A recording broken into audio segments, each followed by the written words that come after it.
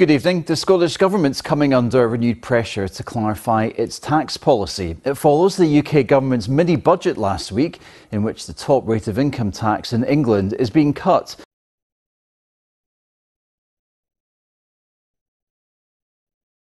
David mentioned there, obviously, that the tax cuts apply to Scotland. Martin Geisler had Ian Blackford on, the SNP leader at Westminster, talking about this very thing, whether or not there'd be any action in Scotland. What did you take from that? It does put the Scottish Government in a difficult position, because obviously income tax is devolved. So what has been announced down south won't affect Scots, apart from that reduction or the going back to the level of the national insurance contribution. But there is pressure now, I think, on the Scottish Government about what it's going to do.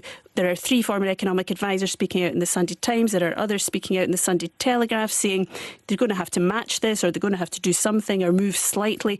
Otherwise, there's going to be a brain drain, or even a kind of fiscal drain from Scotland to England.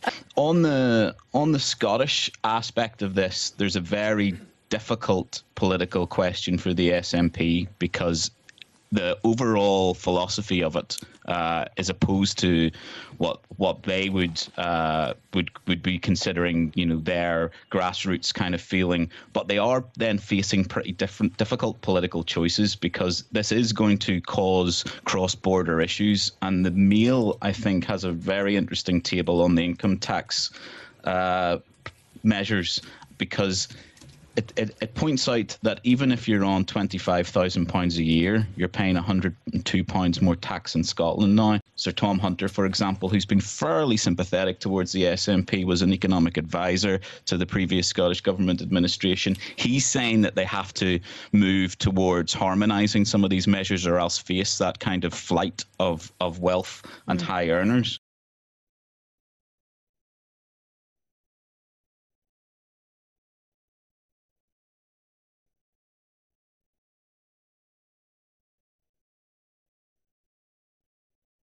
Fully support the tax cuts. I fully support the other changes which the government is proposing. And the big question now for the Scottish Government, the SNP, is whether they replicate those changes. It's likely this will see a faster growing economy, a shallower recession, or even no recession at all, compared with what was previously predicted. And he wants Holyrood ministers to make similar tax changes. If they decide to widen the tax gap between Scotland and the rest of the UK, we will see poorer economic performance here in Scotland, and as a consequence, falling tax revenues. The gap between what's paid by the highest earners in Scotland and those in the rest of the UK would widen to 6 pence in the pound.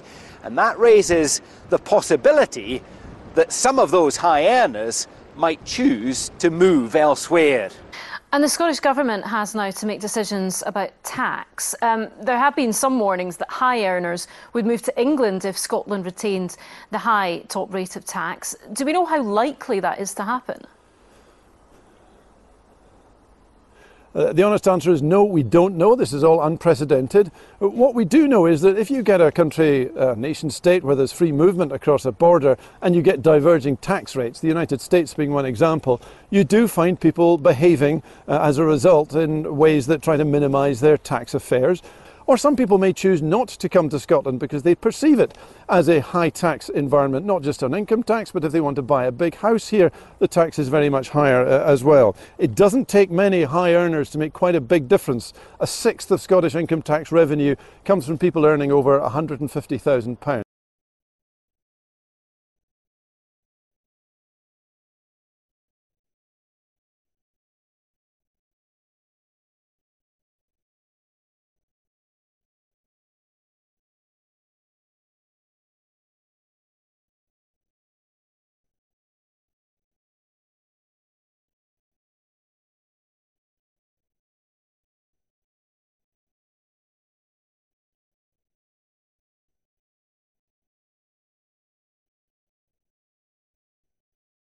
Do you think that the SNP will come under some pressure in all of this themselves? I mean, for instance, to match that cut in basic tax rates, for instance. Yeah, they got a bit of an issue on that, because the position the SNP have been offering in the past few years has been that, albeit their opponents say the overall tax burden in Scotland, because tax, of course, income tax rates and bands are devolved, their opponents say the overall tax burden in Scotland is slightly higher than it has been for England, but the SNP and the Scottish Government ministers say those on the lower rates pay less than those in England. That will change because of the cut in income tax being proposed and being advanced by the UK government.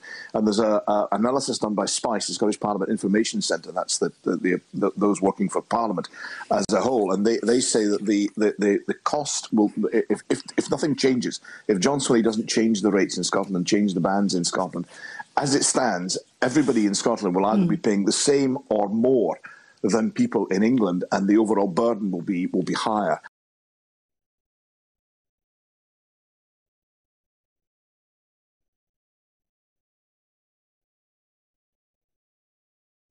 Now, income tax is devolved in Scotland, and there's a different tax system, different tax rates.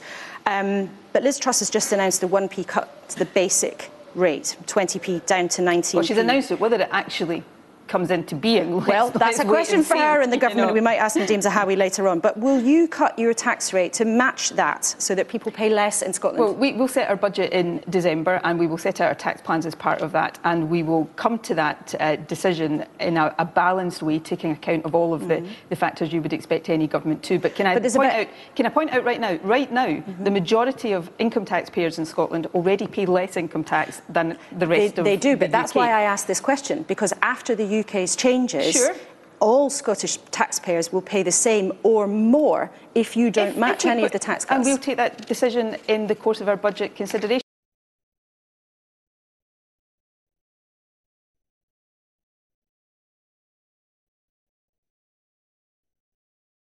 I have therefore spoken to His Majesty the King to notify him that I am resigning as leader of the Conservative Party.